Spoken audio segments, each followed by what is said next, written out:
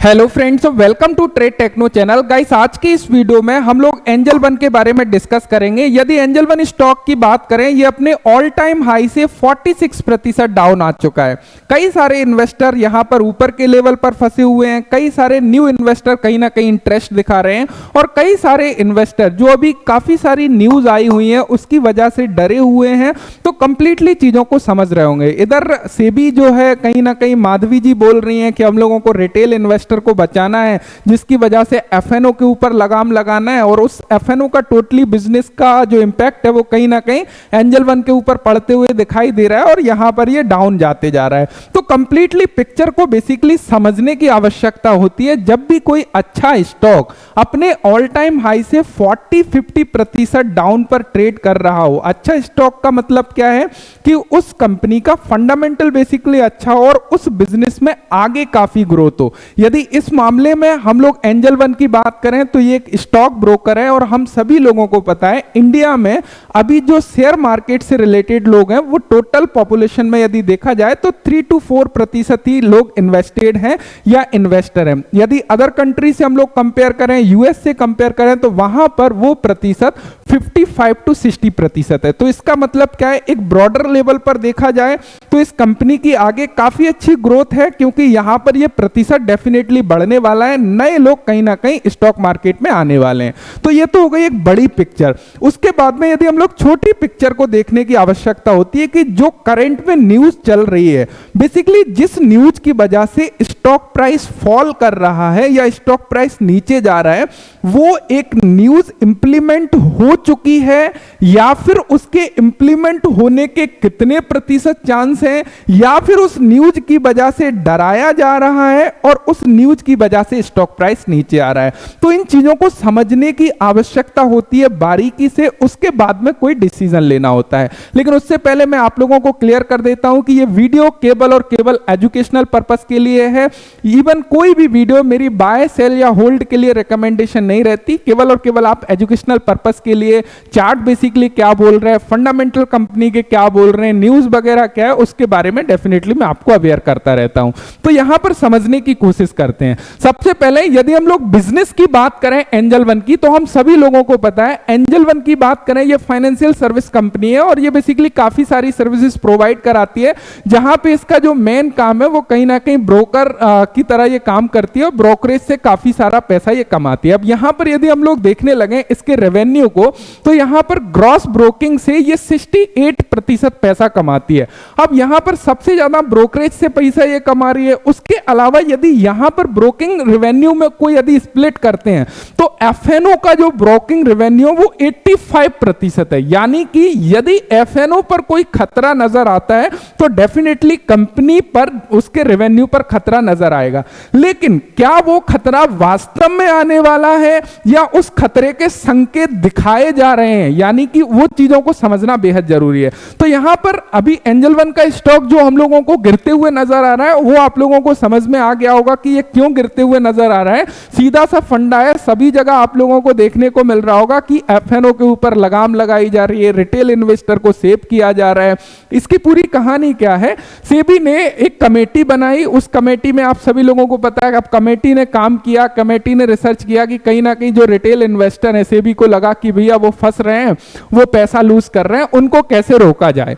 अब उनको रोकने के लिए उसके सॉल्यूशन के लिए कमेटी बनाई जाती है। सेबी वर्किंग कमेटी जो थी उसने भी पूरा कंक्लूजन दिया कि इसको रोकने के लिए कहीं ना कहीं हम लोग डेरिवेटिव का लॉट साइज बढ़ाएं, या उसके अलावा जो वीकली एक्सपायरी हैं, जो अभी वीक में काफी सारी एक्सपायरी हम लोगों को देखने को मिल रही है, निफ्टी का अलग डे, बैंक निफ्टी का अलग डे, उसको जो है एक वीकली एक्सपायरी मिली जाए, तो जो है कहीं ना कहीं रिटेल इन्वेस्टर जो है वो सेव होंगे, वो कम एफएनओ की तरफ जाएंगे। तो बेसिकली ये कोई सॉल्यूशन है नहीं, और क्या ये होने की प्रोबेबिलिटी कितनी है उसको समझने का ट्राई करिएगा गाइस। अभी इससे पहले निफ्टी, बैंक निफ्टी की सेम डे एक्सपायरी होती थी, उसको अलग अलग किया, उसके बाद फिर निफ्टी, वो सारी एक्सपायरी आई।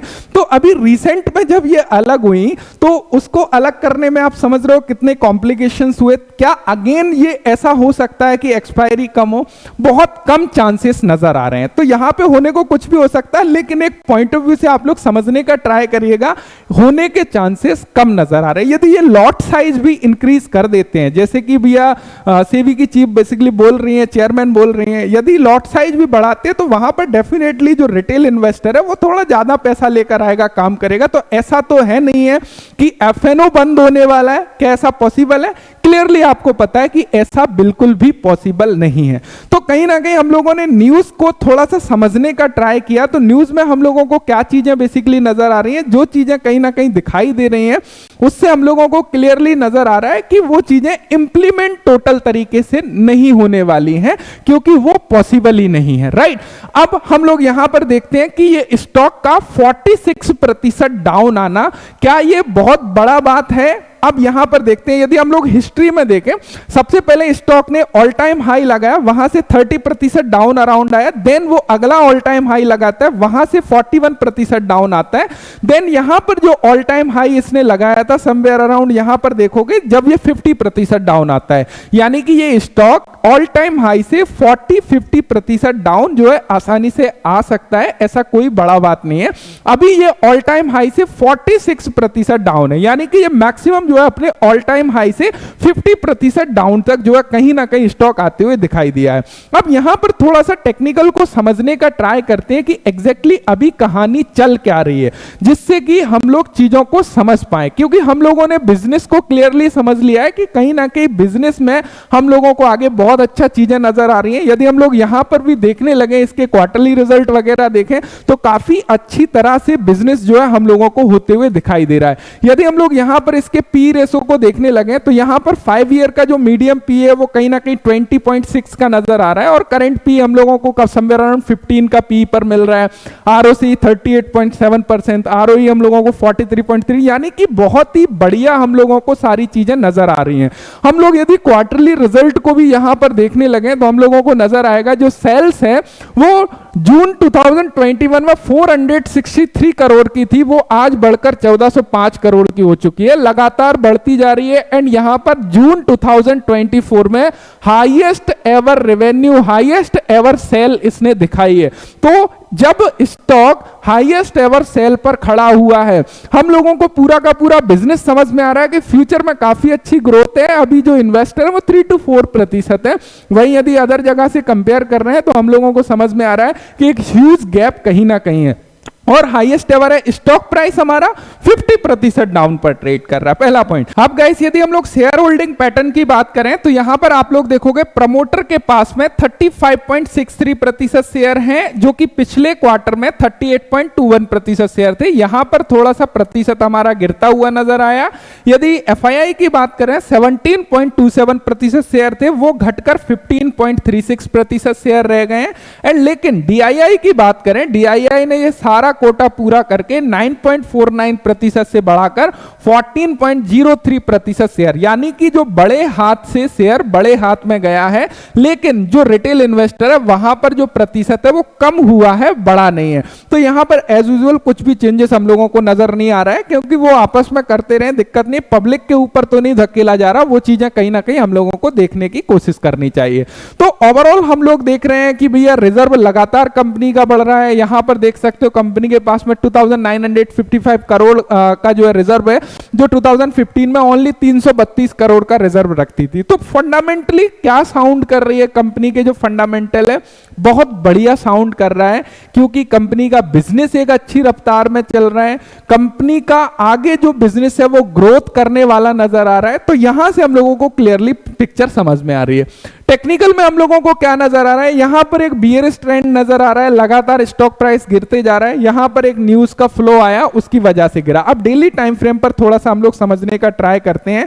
हम लोगों ने यह देख लिया कि 50% जो है आसानी से स्टॉक प्राइस डेफिनेटली गिर सकता है। यहां पर यदि हम लोग देखने लगे तो यहां पर हम लोगों को क्या चीजें नजर आ रही हैं, अब थोड़ा सा चार्ट को समझ लेते हैं कि टेक्निकल बेसिकली हम लोगों का क्या बोल रहा है। स्टॉक लगातार एक नेगेटिव ट्रेंड में हम लोगों को नजर आ रहा है स्टॉक के पास में जो हमारा नेक्स्ट सपोर्ट, जो हम लोगों को मेजर सपोर्ट जिसको हम लोग बोल सकते हैं, वो मेजर सपोर्ट समवेयर अराउंड 1900 के आसपास हम लोगों को नजर आ रहा है। ये जो सपोर्ट बनेगा वो मेजर सपोर्ट हम लोगों का हो सकता है।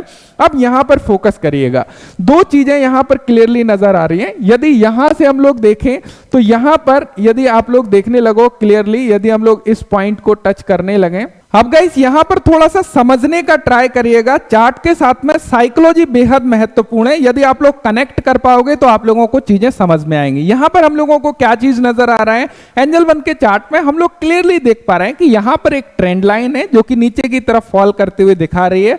प्राइस उसके सहारे कहीं ना कहीं नीचे जाते जा रहा था। यहां पर क्या हुआ, एक नीचे डिप आया, उसके बाद में ये डिप आया। अब इसको भी थोड़ा सा समझते चलिएगा, देखो कंप्लीटली चीजों को समझिएगा। ये डिप जब आया उसने ये दोनों एसएल को काटा, उसके बाद में एक कंटिन्यूअस रिवर्स आया और ये रिवर्स ने क्लियरली दिखाया यहां पर एक ब्रेकआउट। क्या दिखाया, देखो समझते चलिएगा, यहां पर एक ब्रेकआउट दिखाया। अब यहां पर जो भी लोग इस चार्ट को फॉलो कर रहे हैं वो क्या सोचेंगे, एंजल वन नीचे आ चुका है, ये ट्रेंड लाइन ब्रेकआउट हो चुका है, अब कहीं ना कहीं हम लोगों को एंट्री बना लेना चाहिए। तो यदि यहां पर एंट्री बनाने के लिए क्लियरली आपको समय भी दिया गया, काफी टाइम यहां पर कंसोलिडेट हुआ और 1 जुलाई को, यहां पर 2 जुलाई को न्यूज आता है, स्टॉक प्राइस नीचे डाउन खुलता है और यहां पर उस दिन से यहां पर डाउन आप लोग देख सकते हो।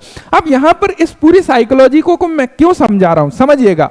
फॉर एग्जांपल, आप यदि इस ब्रेकआउट के बाद में कहीं भी ट्रेड लेते हो, यदि आप लोग स्टॉप लॉस लगा के ट्रेडिंग करते हो तो डेफिनेटली यहां पर कहीं पर भी आप लोग ट्रेड लोगे, आपका एसएल बेसिकली क्या होगा, या तो ये स्विंग रखोगे या आप लोग लास्ट स्विंग ये रखोगे, इससे ज्यादा तो नहीं रखने वाले हो। क्लियरली है, यहां तक भी 20% हमारा कहीं ना कहीं स्विंग है। तो वहां पर बेसिकली क्या हुआ, यदि यही स्टॉक प्राइस यहां से स्लोली आता तो आपको, जो भी रिटेल इन्वेस्टर की बात कर रहा हूं, वो बेसिकली करता क्या है, वो एसएल को कहीं ना कहीं वो बढ़ाते जाएगा, वो सोचेगा चलो यहां नहीं तो यहां। लेकिन जब भी स्टॉक एक पैनिक तरीके से नीचे गिरता है, जैसा कि यहां पर हुआ, डायरेक्टली 2 जुलाई को डाउन आया, यहां पर 3 डेज में काफी ज्यादा डाउन आया और इसने इस स्विंग को तोड़ दिया। एक तो उसका एसएल प्लेस आ चुका है, दूसरी चीज एक काफी पैनिक सिचुएशन में गिरा हुआ है, तीसरी चीज खराब न्यूज उसको देखने को मिल रही है सेबी की तरफ से। क्या अब वो होल्ड कर पाएगा? बिल्कुल नहीं कर पाएगा। क्यों नहीं कर पाएगा? क्योंकि उसको ये डर जो है क्लियरली बैठा हुआ है, क्या पता अगले 3 डेज में सेम सिनेरियो और ना दिखाई दे और नीचे कहीं ना चला जाए। उस वजह से क्या हो गया, स्टॉक जो है कहीं ना कहीं इधर जो भी रिटेल है या जो भी वीक इन्वेस्टर है कहीं ना कहीं हल्का हो चुका है। और जब भी स्टॉक हल्का होता है, हिस्टोरिकली आप लोग देखोगे, हल्का होना मतलब जो स्टॉप लॉस हंटिंग है वो हो चुकी होती है। उसके बाद में 2 सिनेरियो नजर आते हैं। एक सिनेरियो तो क्लियरली नजर आता है, कहीं ना कहीं जो न्यूज आया था वो न्यूज डिफ्यूज होते हुए दिखाई देता है, उसकी वजह से स्टॉक प्राइस अगेन जो है अपने तुरंत ही जो है काफी तेज रिवर्सल करता है, या फिर यहां पर जो है काफी कंसोलिडेशन फेस में जाने के बाद में कहीं ना कहीं ऊपर जाते हुए दिखाई देता है। लेकिन यहां पर ज्यादा केसेस क्या होते हैं, यदि हमारा स्टॉक प्राइस यहां पे ज्यादातर केसेस क्या है, यदि स्टॉक प्राइस अगेन कहीं ना कहीं इस लेवल के आसपास हम लोगों को दिख जाता है जिस लेवल से जो है डाउन आया था, यानी कि यहां पर देखोगे आप लोग इस लेवल के ऊपर, तो एक अच्छी तेजी कहीं ना कहीं बनते हुए दिखाई दे सकती है। और जो हमारा ऑल टाइम हाई है, डेफिनेटली जिस प्रकार का बिजनेस है आसानी से जा सकता है। यदि हम लोग यहां से भी देखने लगे इसके ऑल टाइम हाई को और ये कहीं ना कहीं सपोर्ट के आसपास नजर आता है, तो ऑल टाइम हाई तक एक ह्यूज अपॉर्चुनिटी कहीं ना कहीं हम लोगों को दिखाई दे रही है। 85-90% तक भी हम लोगों को गेन मिल सकते हैं। तो यहां पर मुझे उम्मीद है कि आप लोग चीजों को समझ चुके होंगे। लेकिन यहां पर जरूरी नहीं है कि ये सेम सिनेरियो हो, लेकिन कहीं ना कहीं चार्ट के ऊपर ये सिनेरियो जो नजर आ रहे हैं वो मैंने आप लोगों के साथ में शेयर किया। और हमेशा एक बात का विशेष ध्यान रखिएगा, जब भी आप लोग किसी स्टॉक में इन्वेस्ट करते हो वहां पर एक पर्टिकुलर एलोकेशन से ज्यादा नहीं होना चाहिए। जो आपका पोर्टफोलियो है उसके अकॉर्डिंग यदि 5% एलोकेशन आप लोग रखोगे तो वहां पर आपको डर नहीं लगेगा। जो ट्रैप है बेसिकली वहां पर फंसने के चांसेस आप लोगों के कहीं ना कहीं कम होंगे। वो डर के आप लोग एटलीस्ट नहीं निकालोगे, आपने जो स्टडी करी है उसके ऊपर भरोसा कर पाओगे। लेकिन वहीं पर यदि ज्यादा एलोकेशन है तो डेफिनेटली जो भैया चतुर लोग हैं ना वो आपको कहीं ना कहीं डरा के निकालने की कोशिश करेंगे। तो मुझे उम्मीद है कि आप लोगों को ये चीजें डेफिनेटली क्लियर होंगी। यहां से एक बुलिश ट्रेंड कहीं ना कहीं हम लोगों को दिखाई दे रहा है। रिसेंट हमारे पास में एक 1900 के 2000 से 1900 38 के आसपास एक स्ट्रॉन्ग सपोर्ट दिखाई दे रही है। यदि इसको ब्रेक करता है तो डेफिनेटली एक सिनेरियो हमारे लिए नेगेटिव बन सकता है कि स्टॉक प्राइस थोड़ा बहुत और डाउन जाते हुए दिखाई दे। सो आई होप आप लोगों को चीजें क्लियर हुई होंगी। Thank you so much video देखने के लिए। यदि वीडियो से इंफॉर्मेशन मिली है तो एक थम्स अप जरूर करिएगा। Thanks for watching and bye bye.